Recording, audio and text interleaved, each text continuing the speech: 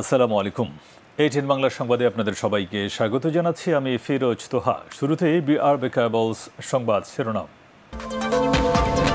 পঞ্চম দফায় বিএনপি সহ সমমনা দলগুলোর ডাকা ৪৮ ঘণ্টার অবরোধ শুরু। সফল করার আহ্বান রিজভির। কর্মসূচির কঠোর সমালোচনা তথ্যমন্ত্রী। আজ ঘোষণা হতে পারে দ্বাদশ জাতীয় সংসদ নির্বাচনের তফসিল। জানুয়ারির প্রথম সপ্তাহে ভোট, জানালেন নির্বাচন কমিশন সচিব।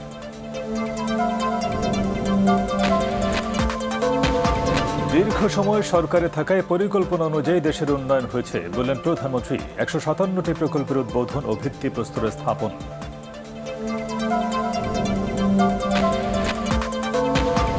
এবং শ্রমিক আন্দোলনে বন্ধ কারখানাগুলো খুলবে আজ। গার্মেন্টস শিল্পের অস্থিরতা নিরসনে ইউরোপীয় ইউনিয়নের হস্তক্ষেপ চান শ্রমিক নেতারা।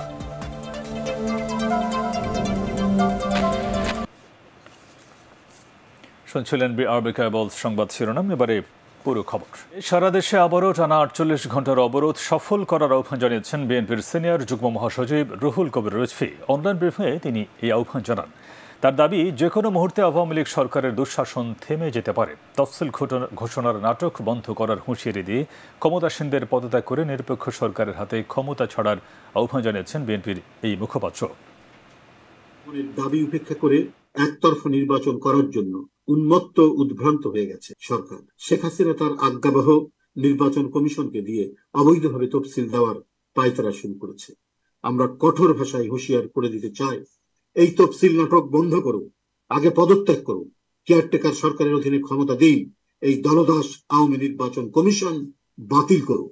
সারা জাতির কাছে, দলের নেতাকর্মীদের কাছে, সমমনা দলগুলোর কাছে আহ্বান জানাচ্ছি, আগামীকাল সকাল ৬টা থেকে যে অবরোধ কর্মসূচি শুরু হবে সেটি সার্বিকভাবে সাফল্যমণ্ডিত করার জন্য, শান্তিপূর্ণভাবে অবরোধ কর্মসূচি পালন করার জন্য। বিএনপির চলমান অবরোধ কর্মসূচিতে আগুন, সন্ত্রাস ও হিংস্রতার ভয়াবহতা পাকিস্তানি হানাদার বাহিনীকেও হার মানিয়েছে বলে মন্তব্য করেছেন তথ্য ও সম্প্রচার মন্ত্রী ডক্টর হাসান মাহমুদ। অবরোধ চলাকালে পেট্রোল বোমা হামলায় আহতদের শেখ হাসিনা জাতীয় বার্ন ও প্লাস্টিক সার্জারি ইনস্টিটিউটে দেখতে গিয়ে তিনি একথা বলেন। এ সময় মন্ত্রী বলেন, রাজনৈতিক দাবি আদায়ে পৃথিবীর কোথাও বিএনপির মতো ধ্বংসাত্মক কর্মসূচি দেওয়া হয় না। তাদের চেয়ারপারসনের মুক্তি, ভারপ্রাপ্ত চেয়ারপারসনের জন্য তাদের তত্ত্বাবধায়ক সরকারের দাবি, এগুলোর জন্য এই সাধারণ মানুষের উপর বোমা নিক্ষেপ, আগুনে পুড়িয়ে মারা, এটি কেউ কল্পনাও করতে পারে না। পৃথিবীর কোথাও গত কয়েক দশকে রাজনৈতিক দাবি দেওয়ার জন্য এইভাবে মানুষ পুড়িয়ে হত্যা করা হচ্ছে না। এরা পাকিস্তানি বাহিনীর চেয়েও হিংস্র হয়ে গেছে। পাকিস্তানি বাহিনী গুলি করে মানুষ হত্যা করেছে, পাকিস্তানি বাহিনী আগুনে পুড়িয়ে জীবন্ত মানুষকে পুড়িয়ে মারে নাই। আজ ঘোষণা হতে পারে দ্বাদশ জাতীয় সংসদ নির্বাচনের তফসিল। জাতির উদ্দেশ্যে দেওয়া ভাষণে তফসিল ঘোষণা করবেন প্রধান নির্বাচন কমিশনার কাজী হাবিবুল আউয়াল। তবে এই বিষয়টি সকালে সংবাদ সম্মেলনে স্পষ্ট করবেন ইসি সচিব জাহাঙ্গীর আলম। তিনি জানান, রাজনৈতিক দলগুলোর মধ্যে সংলাপ ইস্যু তফসিল ঘোষণায় কোনো প্রভাব ফেলবে না। বিস্তারিত জানাচ্ছেন একরামুল হক সায়েম। জাতীয় নির্বাচনের তফসিল ঘোষণার সব প্রস্তুতি শেষ করেছে নির্বাচন কমিশন। এখন কেবল আনুষ্ঠানিকতা। নির্বাচন কমিশনের কর্মকর্তারা বলছেন, নির্বাচনের সময়সূচি চূড়ান্তে বুধবার বিকেলে বসছে কমিশন সভা। ওই সভা শেষে জাতির উদ্দেশ্যে দেওয়া ভাষণে তফসিল ঘোষণা করবেন প্রধান নির্বাচন কমিশনার কাজী হাবিবুল আউয়াল। অবশ্য এর ব্যতিক্রমও হতে পারে, তা গড়াতে পারে বৃহস্পতিবার দিনও। এ ব্যাপারে আনুষ্ঠানিকভাবে কিছু জানায়নি নির্বাচন কমিশন। কবে, কখন, কিভাবে তফসিল ঘোষিত হবে এই বিষয়টি আগামীকাল সকাল 10টায় এখানে আমি প্রেস ব্রিফিংয়ের মাধ্যমে আপনাদেরকে অবহিত করব। মাননীয় প্রধান নির্বাচন কমিশনার জাতির উদ্দেশ্যে ভাষণের মাধ্যমে সমগ্র জাতিকে এবং বিশ্বকে অবহিত করেছেন। এবারও সেই রেওয়াজ অব্যাহত থাকবে। এরই মধ্যে জাতীয় নির্বাচনের তফসিল ঘোষণা হলে কমিশন ঘেরাও সহ নানা কর্মসূচি দেওয়ার হুঁশিয়ারি দিয়েছে সরকার বিরোধী রাজনৈতিক দলগুলো। চলমান পরিস্থিতির মধ্যে তফসিল ঘোষণা স্থগিত রাখার দাবি জানিয়ে ইসিতে স্মারকলিপিও দিয়েছে কোনো দল। তবে ইসি সচিব জাহাঙ্গীর আলম জানিয়েছেন তফসিল ঘোষণা নিয়ে নিরাপত্তার কোনো হুমকি নেই। সত্যিকার অর্থে এ জাতীয় কোনো ধরনের হুমকি থ্রেট কোনো কিছুতেই নাই, যার কারণে আইনশৃঙ্খলা রক্ষাকারী বাহিনীর প্রধানদের সাথে যখন মাননীয় কমিশন সভা করেছেন সেখানে তাদেরকে যে নির্দেশনা দেয়া আছে তারা সেটা প্রতিপালন করবেন। তিনি আরও জানান, যুক্তরাষ্ট্রের সংলাপ প্রস্তাবেও নির্বাচনের সময়সূচিতে প্রভাব পড়বে না। সংলাপের চিঠি কিনা এটা তো কমিশন অবহিত নয়, কারণ কমিশনের কাছে কিছুই আসে না। সুতরাং কমিশন তার নিজস্ব গতিতে সাংবিধানিক দায়বদ্ধতার আলোকে যেভাবে রোডম্যাপ প্রস্তুত করেছেন সেই রোডম্যাপ অনুযায়ী অগ্রসর হচ্ছেন। কমিশনের কর্মকর্তারা জানান, ডিসেম্বর 9 জানুয়ারির প্রথম সপ্তাহে দ্বাদশ জাতীয় সংসদ নির্বাচনের ভোট গ্রহণ হবে। গত 9 নভেম্বর বঙ্গভবনে রাষ্ট্রপতি মোহাম্মদ শাহাবুদ্দিনের সঙ্গে সাক্ষাৎ করে নির্বাচনের তফসিল ঘোষণার বিষয়ে অবহিত করে নির্বাচন কমিশন। ইকরামুল হক সায়েম, এটিএন বাংলা, ঢাকা। দীর্ঘ সময় সরকারে থাকায় আওয়ামী লীগ পরিকল্পনা অনুযায়ী দেশের উন্নয়ন করতে পেরেছে বলে মন্তব্য করেছেন প্রধানমন্ত্রী শেখ হাসিনা। গণভবন থেকে ভার্চুয়ালি যুক্ত হয়ে সারা দেশে ১৫৭টি প্রকল্পের উদ্বোধন ও ভিত্তিপ্রস্তর স্থাপন করে তিনি বলেন, নির্বাচন বানচাল করে মানুষের ভোগান্তি সৃষ্টি করাই বিএনপির লক্ষ্য। আরও জানাচ্ছেন সৈয়দ রিয়াজ। উদ্বোধন করা নতুন প্রকল্পগুলোর মধ্যে রয়েছে চট্টগ্রামের elevated expressway, Patenga container terminal, Purbachal ৩০০ foot expressway ও খাগড়াছড়ি রামগড়ে স্থলবন্দর।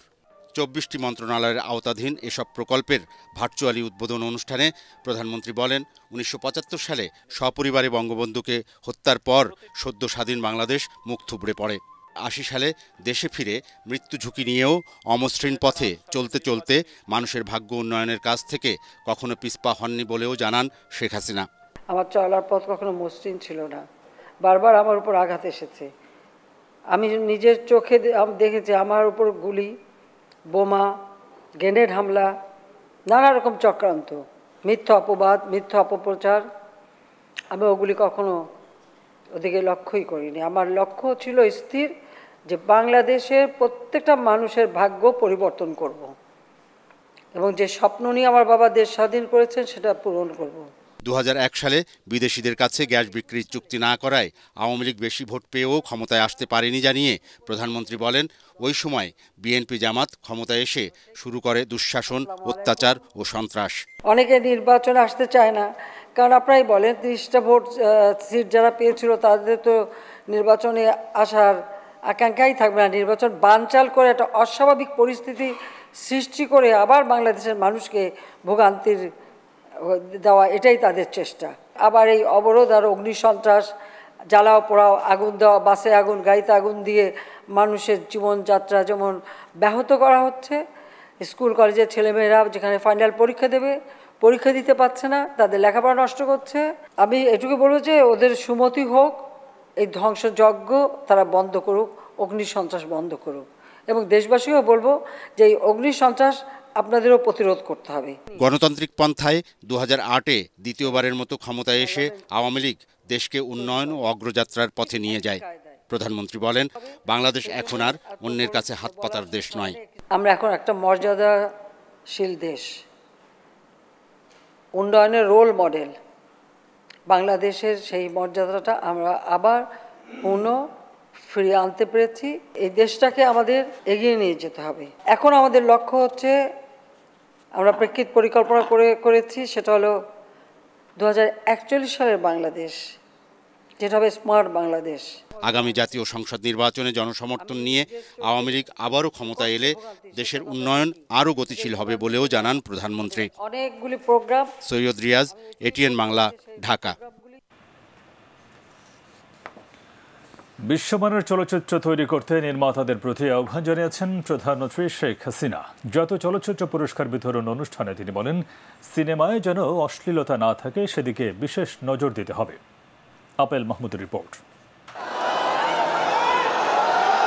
২০২২ সালের জাতীয় চলচ্চিত্র পুরস্কার বিতরণের এ আয়োজন। বঙ্গবন্ধু আন্তর্জাতিক সম্মেলন কেন্দ্রে বিজয়ীদের হাতে পুরস্কার তুলে দেন প্রধানমন্ত্রী শেখ হাসিনা। কুড়াপক্ষীর শূন্যওরা ও পরাণ যৌথভাবে শ্রেষ্ঠ চলচ্চিত্র পুরস্কার অর্জন করে। সেরা পরিচালকের পুরস্কার পান সৈয়দা রুবায়েত হোসেন শিমু। হাওয়া সিনেমার প্রধান চরিত্রের জন্য সেরা অভিনেতা নির্বাচিত হন চঞ্চল চৌধুরী। যৌথভাবে জয়া আহসান বিউটি সার্কাস এবং শিমু চলচ্চিত্রের জন্য রিকেতা নন্দিনী সেরা অভিনেত্রীর পুরস্কার অর্জন করেন। যৌথভাবে শ্রেষ্ঠ গায়কের পুরস্কার পেয়েছেন বাপ্পা মজুমদার এবং চন্দন সিনহা।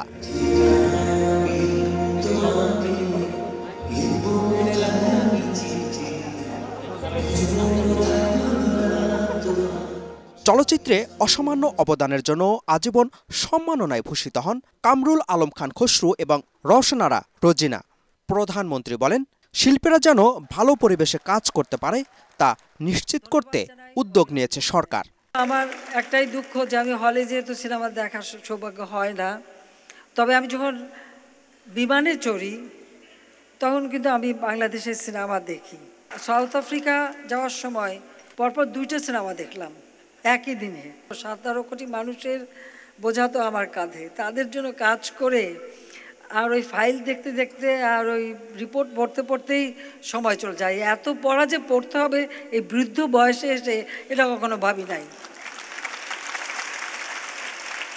এখন মাঝে মাঝে দুঃখ হয়, বলে যে সত্যি এত যদি ছোটবেলা পড়তাম তাহলে তো প্রতিবার ক্লাসে ফার্স্ট হতে পারতাম, কিন্তু বোধহয় আল্লাহ বোধহয় তখন পড়তে দেয়নি, বলছে তুই বুড়ো বয়সে পড়বি, এখন সেটাই করতে হচ্ছে। ইতিহাস নির্ভর ও মান বিবেচনায় রেখে চলচ্চিত্র নির্মাণের পরামর্শ দেন তিনি। ইদানিংকালে যতগুলি চলচ্চিত্র বাংলাদেশে নির্মাণ হয়েছে প্রতিটি কিন্তু মানে পরিবার দেখতে পারে, মানুষ যেতে পারে, একসাথে বসতে পারে এবং আনন্দ উপভোগ করতে পারে, অথবা দুঃখে কাঁদতে পারে, মানুষের সঙ্গে একাত্ম হতে পারে। এই যে একটা অনুভূতি, সেটা কিন্তু ফিরে এসেছে। আমরা চাই যে আমাদের দেশের অঙ্গন ছাড়িয়ে আমাদের চলচ্চিত্র বিদেশেও সমাদৃত হোক, আর সেই সাথে সাথে আমাদের পরিচালক, শিল্পী, কলাকুশলী বা প্রযোজক থেকে শুরু করে যারা আছেন সকলকেই আমি এই আহ্বানই করব যে আপনারা এই দিকটা আর একটু মনোযোগ দেন। পরে সাংস্কৃতিক পরিবেশনা উপভোগ করেন প্রধানমন্ত্রী। Apple Mahmud, ATN Bangla, Dhaka.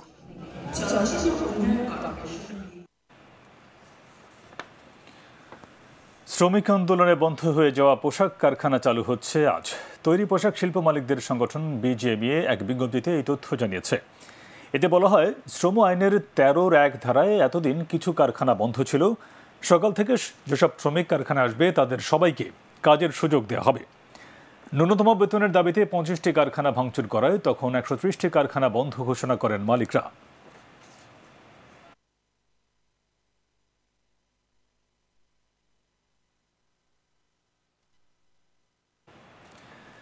এদিকে গার্মেন্টস খাতে চলমান অস্থিরতা ও শ্রমিক অসন্তোষ নিয়ে বিভিন্ন অংশীজনের সাথে বৈঠক করেছে ইউরোপীয় ইউনিয়নের বিশেষ প্রতিনিধি দল।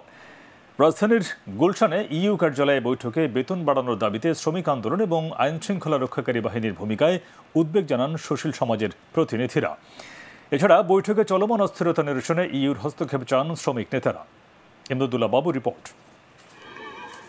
সরকার নির্ধারিত ন্যূনতম মজুরি 12,500 টাকা প্রত্যাখ্যান করে 23,000 টাকার দাবিতে বিক্ষোভ করছেন পোশাক শ্রমিকরা। এ নিয়ে সরকারের পাশাপাশি বাংলাদেশ থেকে শীর্ষ পোশাক আমদানিকারক ইউরোপীয় ইউনিয়নও উদ্বিগ্ন। এমন প্রেক্ষাপটে অংশীজনদের সাথে আলোচনা করতে এখন ঢাকায় ইউরোপীয় ইউনিয়নের বিশেষ প্রতিনিধি দল। মঙ্গলবার রাজধানীর গুলশানে ইইউ দূতাবাসে গার্মেন্টস শ্রমিক নেতাদের সঙ্গে সকালে বৈঠক করেন তারা। বৈঠক শেষে শ্রমিক নেতারা জানান, গার্মেন্টস সেক্টরে চলমান অস্থিরতা, শ্রমিক নির্যাতন এবং ন্যূনতম মজুরি নির্ধারণ সহ বিভিন্ন বিষয়ে আলোচনা হয়েছে। লেবার ল অনুমোদন হয়েছে, সেই সমস্ত বিষয়ে জানতে চেয়েছে যে কিভাবে লেবার ল অনুমোদন হলো এবং মজুরি সংক্রান্ত বিষয়ে আমরা সেখানে অনুরোধ করছি কিছু পয়েন্টে আমাদের দ্বিমত আছে, তোমরা যখন গভর্নমেন্টের সাথে বসবা এইগুলো তোমরা তাদের সাথে একটু কথা বলবে। শুনলে ওনারা আরো সরকারের সাথে, মালিকের সাথে, সবার সাথে কথা বলবে এবং তারা দেখবে। এছাড়াও সুশীল সমাজের প্রতিনিধিদের সাথেও বৈঠক করে ইইউর প্রতিনিধিরা। বৈঠক থেকে বেরিয়ে সিপিডির গবেষণা পরিচালক ডক্টর খন্দকার গোলাম মোয়াজ্জেম বলেন, বর্তমান বাজার অনুযায়ী শ্রমিকদের ন্যায্য বেতন নির্ধারণ হয়নি, যা ইইউ প্রতিনিধিদের জানানো হয়েছে। মজুরির অপর্যাপ্ততার কথা বলা হয়েছে মজুরি আরও বাড়ানো দরকার, বিশেষ করে লিভিং ওয়েজ যেটা দরকার শ্রমিকদের, সেটির সাপেক্ষে শ্রমিক অসন্তোষগুলোর ক্ষেত্রে যে ধরনের ফোর্স ব্যবহার হয় সেই বিষয়টাও সিভিল সোসাইটির পক্ষ থেকে উদ্বেগের সাথে জানানো হয়েছে। তারা তাদের দিক থেকে শুধুমাত্র বিষয়গুলো সম্পর্কে বিস্তারিত আমাদের কাছ থেকে শুনেছেন। 2022-23 অর্থবছরে ইইউভুক্ত দেশগুলোতে 2353 কোটি মার্কিন ডলার তৈরি পোশাক রপ্তানি করা হয়েছে। বুধবার সরকারের বিভিন্ন সংস্থা ও মন্ত্রণালয়ের সাথে বৈঠকের কথা রয়েছে প্রতিনিধি দলটির। ইমদাদুল্লাহ বাবু, ATN বাংলা, ঢাকা। বেসরকারি ব্যবস্থাপনায় 2টি হজ প্যাকেজ ঘোষণা করেছে হজ agencies association of Bangladesh HAAB. প্রথম প্যাকেজের খরচ ধরা হয়েছে 5,89,800 টাকা আর দ্বিতীয় প্যাকেজ 8,28,818 টাকা। গতবারের চেয়ে এবার হজের সাধারণ প্যাকেজের খরচ কমেছে 83,200 টাকা। রাজধানীর একটি হোটেলে সংবাদ সম্মেলনে হাব সভাপতি এম শাহাদাত হোসেন তসলিম বেসরকারি ব্যবস্থাপনার হজ প্যাকেজ ঘোষণা করেন। বিস্তারিত জানাচ্ছেন শফিকুল ইসলাম শামীম। চাঁদ দেখা সাপেক্ষে আগামী বছরের 16 জুন পবিত্র হজ অনুষ্ঠিত হবে। 2024 সালে বাংলাদেশ থেকে 1,27,198 জন হজ করতে পারবেন। এর মধ্যে সরকারি মাধ্যমের কোটা 10,198 জন এবং বেসরকারি এজেন্সির কোটা 1,17,000 জন বলে জানিয়েছে ধর্ম মন্ত্রণালয়।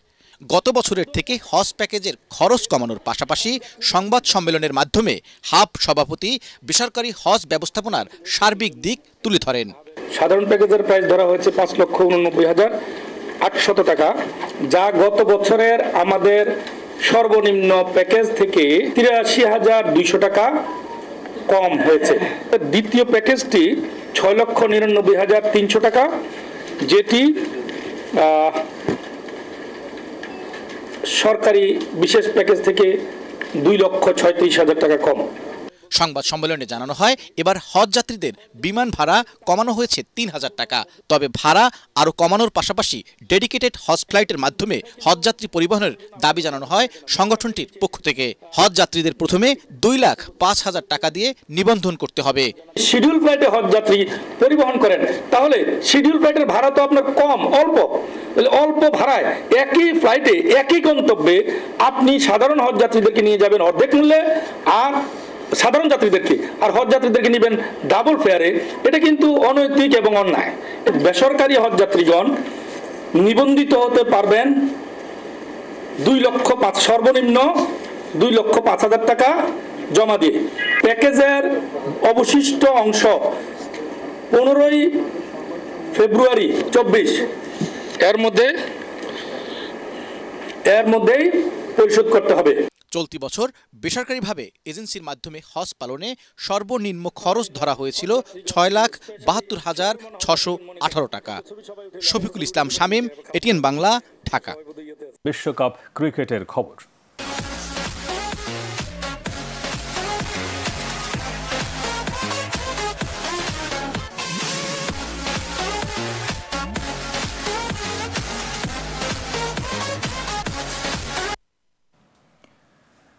বিশ্বকাপের প্রথম সেমিফাইনালে আজ নিউজিল্যান্ডের মুখোমুখি হবে ভারত। চলতি বিশ্বকাপে এখনও পর্যন্ত কোনো ম্যাচ হারেনি স্বাগতিকরা। অন্যদিকে 9 ম্যাচের 5টিতে জিতে শেষ 4 জায়গা করে নেয় কিউইরা। টুর্নামেন্টের সর্বোচ্চ রান বিরাট কোহলির, আর 3-এ আছেন কিউই ব্যাটার রাচিন রবীন্দ্র।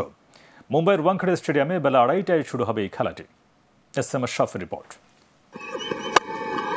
2003-এর অজেয় বিশ্ব চ্যাম্পিয়ন অস্ট্রেলিয়ার সাথে তুলনা হচ্ছে এই বিশ্বকাপের ভারত দলকে। কি ব্যাটিং কি বোলিং সব বিভাগেই প্রতিপক্ষকে নিয়ে রীতিমতো ছেলে খেলা করছে রোহিত শর্মারা। তাই এক যুগ পর টিম ইন্ডিয়ার হাতে আরও একবার বিশ্বকাপ ট্রফি দেখছেন সমর্থকরা। বিরাট কোহলি নিজে আউট না হলে তাকে বিদায় করা কতটা কঠিন ক্রিকেট বিশ্বকে যেন আরও একবার তা দেখিয়ে চলেছেন বিশ্বের অন্যতম সেরা এই ব্যাটার। টুর্নামেন্টে 99 গড়ে তার রান 594। এর সঙ্গে রোহিত শর্মা, শুভমান গিল, শ্রেয়াস আয়ার, লোকেশ রাহুলদের নিয়ে স্বাগতিকদের ব্যাটিং লাইন আপ এগিয়ে চলেছে অপ্রতিরোধ্য গতিতে। বোলিংয়ে জাসপ্রীত বুমরাহ, মোহাম্মদ সামি আর মোহাম্মদ সিরাজ মিলে যে ত্রাস সৃষ্টি করেন তার উত্তর এখনও খুঁজে পায়নি কোনো দল। অন্যদিকে রাচিন রবীন্দ্র এই টুর্নামেন্টে যেভাবে বিস্ময়ের জন্ম দিয়েছেন তাকে আউট করার উত্তর খুঁজে পেতেও সমস্যা হচ্ছে প্রতিপক্ষ বোলারদের। নিউজিল্যান্ডের রানটাকে শুরুতে একাই টেনে নিয়ে যাচ্ছেন তিনি। ৭১ গড়ে তার রান ৫৬৫। ২০১৯ বিশ্বকাপের প্রথম সেমিফাইনালে ভারতকে ১৮ রানে হারিয়ে ফাইনালে জায়গা করে নেয় কেন উইলিয়ামসের দল। ওয়াংখেড়েতে টিম ইন্ডিয়া তাই প্রতিশোধের মিশন নিয়েই মাঠে নামবে। SM Ashraf, ATN Bangla. এবারে পার্টেক খেলার খবর।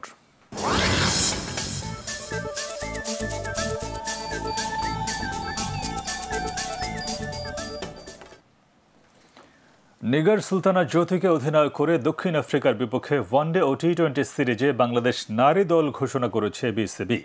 ২ সংস্করণ মিলিয়ে ১৬ জনের সমন্বিত দল ঘোষণা করা হয়েছে। দলে ফিরেছেন অলরাউন্ডার লতা মণ্ডল। আগামী ৩ ডিসেম্বর বেনুনিতে টি-20 ম্যাচ দিয়ে শুরু হবে ৩ ম্যাচের সিরিজ। বাকি দুটি খেলা হবে কিম্বার্লিতে। আইসিসি উইমেন্স চ্যাম্পিয়নশিপের অংশ হিসেবে ওয়ানডে সিরিজের প্রথম ম্যাচ হবে ১৬ ডিসেম্বর পূর্ব লন্ডনে। পটচফস্ট্রুম ও বেনুনিতে হবে পরের ম্যাচ দুটি। দক্ষিণ আফ্রিকা সফরের জন্য আগামী ২৫ নভেম্বর দেশ ছাড়বে বাংলাদেশ নারী ক্রিকেট দল।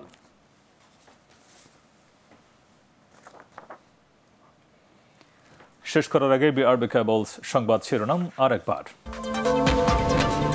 পঞ্চম দফায় বিএনপি সহ সমমনা দলগুলোর ডাকা ৪৮ ঘণ্টার অবরোধ শুরু।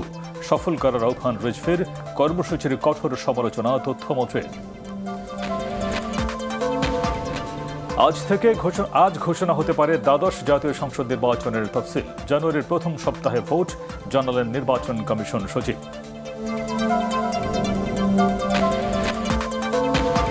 দীর্ঘ সময় সরকারে থাকায় পরিকল্পনা অনুযায়ী দেশের উন্নয়ন হয়েছে বললেন প্রধানমন্ত্রী। ১৫৭টি প্রকল্পের উদ্বোধন ও ভিত্তি প্রস্তর স্থাপন।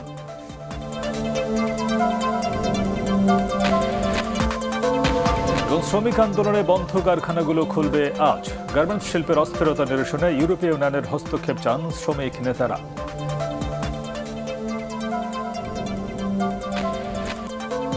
পরবর্তী সংবাদ দেখার আমন্ত্রণ জানিয়ে এখনকার মতো শেষ করছি। আর এটিএন বাংলার সংবাদ ইউটিউবে দেখতে ব্রাউজ করুন, youtube/ATN Bangla News।